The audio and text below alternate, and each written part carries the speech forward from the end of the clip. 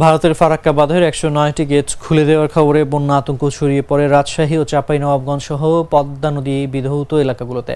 বিশেষ করে সামাজিক যোগাযোগ মাধ্যমে বন্যা ও ভয়াবহতা নিয়ে ছেয়ে গেছে নানা গুজব ও অভিযোগ। তবে এখনও আতঙ্কের কোনো কারণ দেখছে না পানি উন্নয়ন বোর্ড।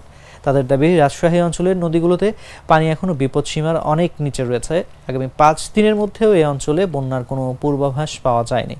রাজশাহী পানি উন্নয়ন বোর্ডের তথ্য মতে রাজশাহীতে পদ্মা নদীর বিপদসীমা ১৮.০৫ সেন্টিমিটার নির্ধারিত আছে। গত ১৮ ঘন্টায় অপরিবর্তিত রয়েছে পদ্মা নদীতে পানির উচ্চতা।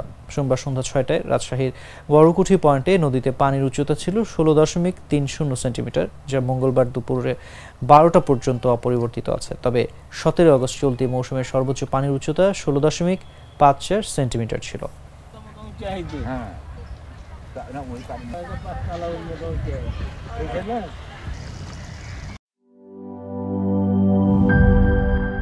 র‍্যাকটা তো অনেক সুন্দর। শুধু সুন্দরই না, মজবুতও।